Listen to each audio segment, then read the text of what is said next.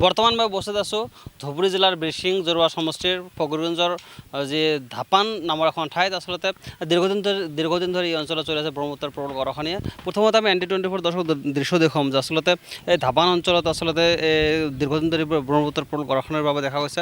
এই অঞ্চলৰ শ পৰিয়াল ইতিমধ্যে ইয়াৰ পৰা স্থানান্তৰ হ'বলগীয়া হৈছে, কাৰণ আজিও অব্যাহত আছে ব্ৰহ্মপুত্ৰৰ প্ৰবল গৰাখহনীয়া, যাৰ বাবে দেখা গৈছে এই অঞ্চলৰ ৰাইজে এই ঠাইৰ পৰা নিজৰ আচলতে যি সপোনৰ ঘৰখন ইয়াৰ পৰা স্থানান্তৰ কৰিবলগীয়া হৈছে।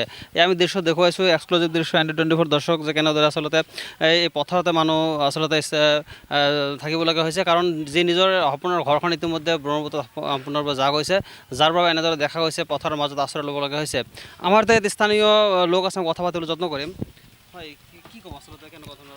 তাৰমানে আমি আপোনাৰ মিডিয়াৰ মাধ্যমতে এই কথাই আমাৰ ৰাজ্য চৰকাৰ তথা কেন্দ্ৰীয় চৰকাৰক জনাব বিচাৰিছোঁ যে অবিভক্ত গোৱালপাৰা জিলাৰ দক্ষিণ পাৰ অসমৰ ভিতৰত মানে গৰাখহনীয়া হয়, এই অঞ্চলত বেছি হয়।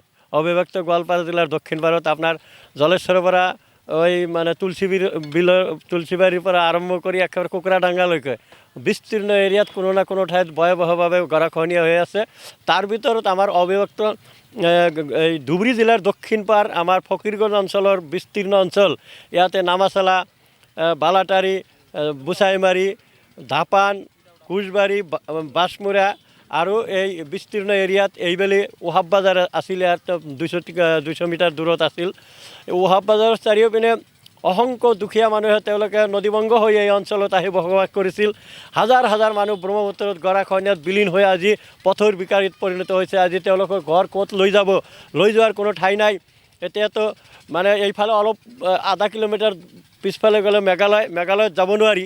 আমাৰ এনে অৱস্থা হৈছে আজি আমি আমাৰ বিভিন্ন চৰকাৰক স্বাধীনতাৰ পিছৰ পৰা ইলেকশ্যনৰ আগত তেওঁলোকে বিভিন্ন প্ৰতিশ্ৰুতি দিয়ে, আমাক ভোট দিয়ক, আমি স্থায়ী প্ৰতিৰোধৰ ব্যৱস্থা কৰিম। কিন্তু দেখা গৈছে আজি আমি অমৃত মহোৎসৱ পালন কৰিছোঁ কোটি কোটি টকা খৰচ কৰি, কিন্তু আমাৰ আজি স্থায়ী প্ৰতিৰোধৰ কোনো ব্যৱস্থা নাই। এই বছৰ আমাৰ এই সাৰাউণ্ডিং এৰিয়াত আমাৰ ধুবুৰী জিলাৰ দক্ষিণ পাৰত এইখিনি এৰিয়াত কমপক্ষে 2000 পৰিয়াল তেওঁলোকৰ ব্ৰহ্মপুত্ৰত তেওঁলোকৰ নিজৰ সপোনৰ ঘৰ বিলীন হৈ গৈছে। ইয়াত মানে দল মত নিৰ্বিশেষে অবিভক্ত গোৱালপাৰা জিলাৰ দক্ষিণ পাৰ ভিত্তিত এটা কমিটি হৈছিল, গৰাখহনীয়া স্থায়ী প্ৰতিৰোধ সংগ্ৰাম কমিটি। সেই সংগ্ৰাম কমিটিৰ পক্ষৰ পৰা হামিদাবাদ হায়াৰ ছেকেণ্ডেৰীত এটা কমিটি কৰি সেই কমিটিৰ মাধ্যমে ইয়াতে এটা ধৰ্ণা কাৰ্যসূচী লোৱা হৈছিল ওহাব বাজাৰত। অতি দ্ৰুত বিজ্ঞানসন্মত স্থায়ী প্ৰতিৰোধৰ দাবীত আমি ইয়াতে স্থায়ী প্ৰতিৰোধৰ দাবী জনাই এটা ধৰ্ণা কৰ্মসূচী লৈছিলোঁ। তাৰপিছত আমাৰ দক্ষিণ শালমাৰাৰ MLA, বৰ্তমান বিৰচিং জৰুৱা সমষ্টিৰ MLA আৰু আমাৰ ধুবুৰী MP আহি মাথোন তেওঁলোকে 40 লাখ টকা দিছিল, তেওঁলোকৰ মানে কৰ্মীহঁতৰ হাতত দিছিল। তেওঁলোকে সম্পূৰ্ণ টকা কাম নকৰাকৈ সকলোৰে মানুহৰ ৰাইজৰ কথা যে তাতে 70% তেওঁলোকে আত্মসাৎ কৰি টকাটো লৈ গৈছে, স্থায়ী প্ৰতিৰোধৰ ব্যৱস্থা তেওঁলোকে কৰা নাই। আমি ৰাজ্য চৰকাৰৰ ওচৰত দাবী জনাইছিলোঁ, আমি দিল্লীলৈ গৈছিলোঁ। দিল্লীত প্ৰধানমন্ত্ৰী মানে water resource minister CR Patil, আমাৰ যে জলসম্পদ মন্ত্ৰী, জলপথ উন্নয়ন মন্ত্ৰী যি আমাৰ মানে সৰ্বানন্দ সোণোৱাল, তিনিজনক আমি সাক্ষাৎ কৰি তেওঁলোকক আমি স্মাৰক পত্ৰ দি থৈ আহিছিলোঁ যে আমাৰ অতি দ্ৰুত এই অঞ্চলখিনি ৰক্ষা কৰাৰ কাৰণে বিজ্ঞানসন্মত স্থায়ী প্ৰতিৰোধৰ দাবী জনাই স্মাৰক পত্ৰ দিছিলোঁ। তেওঁলোকে আমাক কথা দিছিল অতি দ্ৰুত অঞ্চলখিনি ৰক্ষা কৰা হ'ব, কিন্তু দেখা গৈছে আমাৰ সেই তেওঁলোকৰ কথা ৰক্ষা কৰা নাই। আমাৰ মন্ত্ৰী এতিয়ালৈকে অহা নাই, আমাৰ জিলাৰ উপায়ুক্ত DC, আমাৰ আজি আয়ুক্ত, তেখেতেও জিলা আয়ুক্ত এইখিনি অঞ্চল চাবলৈ অহা নাই। এতিয়া মানে ইমাৰ্জেঞ্চি এটা ফাণ্ডত কাম কৰি আছে ইয়াতে, আৰু ফকিৰগঞ্জত এটা সৰু এটা কাম কৰি আছে। তাৰপিছত 1400 মিটাৰৰ কামৰ এটা চেংচন আহিছিল, তেওঁলোকে 700 মিটাৰ কাম কৰি ইয়াৰ পৰা কণ্ট্ৰাক্টৰ সম্পূৰ্ণভাৱে পলায়ন কৰিছে।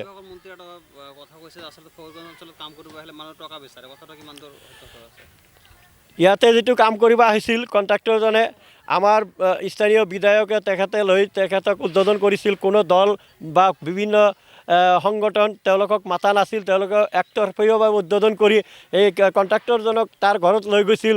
আমি শুনিছিলোঁ তাতে কিবা তেওঁলোকৰ ঘৰুৱা বৈঠক হৈছিল, কমিশ্যন বিচাৰিছিল, আৰু তাৰ লগে লগে মানে চাপ ঠিকা হিচাপে তেওঁলোকৰ তলতীয়াবিলাকে বিচাৰিছিল সেইকাৰণে সেই কণ্ট্ৰাক্টৰজনে 2 মাহৰ কাৰণে বন্ধ ৰাখিছিল আকৌ আমাৰ যিটো গৰাখহনীয়া স্থায়ী সংগ্ৰাম কমিটি সেই কমিটি আৰু বজাৰ কমিটিৰ ঐক্যবদ্ধভাৱে আমি অনুৰোধ কৰি সেই কণ্ট্ৰাক্টৰজনক আনি কাম কৰা হৈছে আমি এতিয়া আহ্বান কৰিছোঁ যে আজি আমাৰ যে এই বিস্তীৰ্ণ এৰিয়া হাজাৰ হাজাৰ লাখ লাখ মানুহ যে বসবাস কৰি আছে দুখীয়া মানুহ এওঁলোকেও বাহিৰত যাব নোৱাৰিব ইয়াৰ পৰা যদি মানে নদীভংগ হৈ আমাৰ ধুবুৰী জিলাৰ বাহিৰত বিভিন্ন ঠাইত যায় তেওঁলোকক বাংলাদেশী চিনাক্তকৰণ কৰি হেৰাছমেণ্ট কৰা হয় আমি চৰকাৰৰ ওচৰত দাবী জনাওঁ আমাৰ অঞ্চলখিনি অতি দ্ৰুত নাগাবান্ধৰ দৰে বান্ধ ধুবুৰী যোগমা ঘাটৰ দৰে স্থায়ী বান্ধৰ ব্যৱস্থা কৰি ইতিমধ্যে আমি দেখিছোঁ আপোনাৰ কোকৰাডাঙ্গাত মেগা টিউব লৈ আহিছে হয়তো সেইটো যদি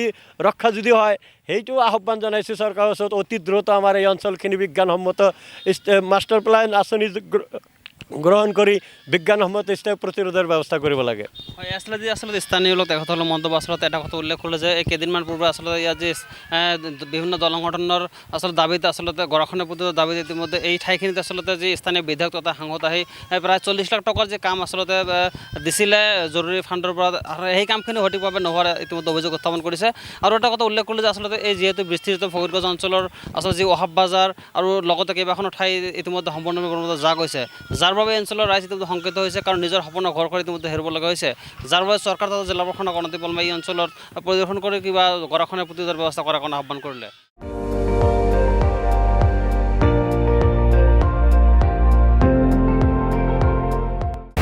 আপুনি চাই আছে ND24 সৰ্বশ্ৰেষ্ঠ নহয় সৰ্বোত্তমৰ দৌৰ